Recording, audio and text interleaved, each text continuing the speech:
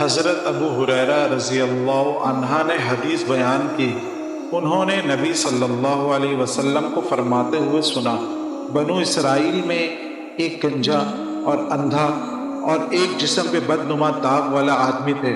اللہ تعالیٰ نے ان کو آزمانا چاہا تو ان کی طرف ایک فرشتہ بھیجا۔ وہ پہلے جسم پہ داغ والے بندے کے پاس گیا اور اس سے کہا، تمہیں سب سے زیادہ کیا چیز پسند ہے؟ اس نے کہا، خوبصورت رنگ اور خوبصورت جلد، اور جس کی وجہ سے لوگ مجھ سے گھن کرتے ہیں وہ مجھ سے دور ہو جائے۔ اس پر فرشتے نے اس پر ہاتھ پھیرا تو اس کی بیماری دور ہو گئی اور اسے خوبصورت رنگ اور خوبصورت جلد عطا کر دی گئی۔ فرشتے نے کہا، تمہیں مال کون سا زیادہ پسند ہے؟ اس نے کہا، اونٹ، جس پر اسے 10 مہینے کی حاملہ اونٹنی دے دی گئی۔ اور فرشتے نے کہا، تمہیں اللہ اس میں برکت عطا کرے۔ کہا، پھر وہ گنجے کے پاس گیا اور اس سے کہا، تمہیں سب سے زیادہ کیا چیز پسند ہے؟ اس نے کہا، خوبصورت بال اور یہ بیماری مجھ سے دور ہو جائے جس کے بنا پر لوگ مجھ سے نفرت کرتے ہیں۔ فرمایا تو فرشتے نے اس پر ہاتھ پھیرا تو اس کی بیماری دور ہو گئی اور اسے خوبصورت بال عطا کر دیے گئے۔ فرشتے نے کہا، تمہیں کون سا مال زیادہ پسند ہے؟ اس نے کہا، گائیں۔ اسے ایک حاملہ گائے دے دی گئی۔ فرشتے نے کہا، اللہ تعالیٰ تجھے اس میں برکت عطا کرے۔ فرمایا پھر وہ اندھے کے پاس آیا اور اس سے پوچھا، تمہیں سب سے زیادہ کیا چیز پسند ہے؟ اس نے کہا، اللہ تعالیٰ میری بصارت لوٹا دے تاکہ اس کے ذریعے سے میں لوگوں کو دیکھ سکوں۔ کہا تو اس نے ہاتھ پھیرا تو اللہ تعالیٰ نے اس کی بینائی لوٹا دی۔ اس نے پوچھا، تمہیں کون سا مال سب سے زیادہ پسند ہے؟ اس نے کہا، بکریاں۔ تو اسے ایک گبن بکری دے دی گئی۔ ان دونوں اونٹنی اور گائے کے بھی بچے ہوئے اور اس بکری کے بھی بچے ہوئے۔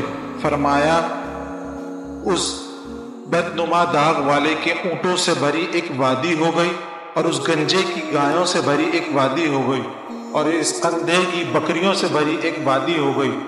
آپ صلی اللہ علیہ وسلم نے فرمایا، پھر وہ فرشتہ پہلے جس کے جلد پر بدنما داغ تھے اس کے پاس گیا، اس کی پہلی شکل اور حالت میں گیا، کہنے لگا، مسکین آدمی ہوں، سفر میں میرا تمام مال اسباب ختم ہو گیا، آج اللہ کے اور اس کے بعد تمہارے سہارے کے بغیر منزل کو پہنچنا ممکن نہیں۔ میں تم سے اس ذات کے نام پر جس نے تمہیں خوبصورت رنگت، خوبصورت جلد اور مال عطا کیا، ایک اونٹ کا سوال کرتا ہوں جس پر سوار ہو کر میں اپنے سفر میں منزل کو پہنچ سکوں۔ اس نے جواب دیا، مجھ پر بہت سے لوگوں کے حقوق ہیں۔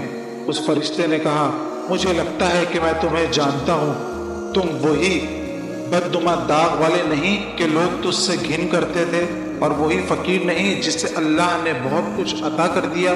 اس نے جواب دیا، مجھے تو یہ مال اپنے بڑوں سے ورثے میں ملا ہے۔ اس فرشتے نے کہا، اگر تو جھوٹا ہے اللہ تمہیں اسی طرح کر دے جس طرح پہلے تھا۔ آپ صلی اللہ علیہ وسلم نے فرمایا، اور وہ گنجے کے پاس بھی اسی کی پہلی صورت میں آیا، اس سے بھی اسی طرح کہا جو اس داغنما والے سے کہا تھا۔ اس نے بھی اس فرشتے کو وہی جواب دیا جو پہلے والے نے دیا تھا۔ اس نے کہا، تو اگر جھوٹا ہے تو اللہ تجھے پہلے جیسا کر دے۔ فرمایا پھر وہ اندھے کے پاس گیا، اسی کی سابقہ شکل اور حالت میں۔ کہا، مسکین آدمی ہوں، مسافر ہوں، میرے سفر میں میرا سب مال و اسباب ختم ہو گیا، اب اللہ کی اور اس کے بعد تمہاری مدد کے بغیر منزل کو پہنچنا ممکن نہیں۔ میں اس ذات کے نام پر جس نے تمہاری بصارت تمہیں لوٹا دی، تم سے ایک بکری کا سوال کرتا ہوں جس کے ذریعے سے میں زاد راہ کا انتظام کر کے اپنے سفر میں منزل کو پہنچ جاؤں۔ تو اس آدمی نے جواب دیا، میں اندھا تھا، اللہ نے میری بصارت مجھے لوٹا دی، تو جتنا چاہے لے جا اور جتنا چاہے چھوڑ جا، اللہ کی قسم، اللہ کے نام پر تو جو بھی لے جائے میں اس پر تمہیں کوئی زحمت تک نہیں دوں گا۔ اس فرشتے نے کہا، اپنا مال سنبھال لے، تم سب کا امتحان لیا گیا تھا، تمہیں اللہ کی رضا سے نوازا گیا اور تمہارے دو ساتھیوں پر غضب نازل کیا گیا۔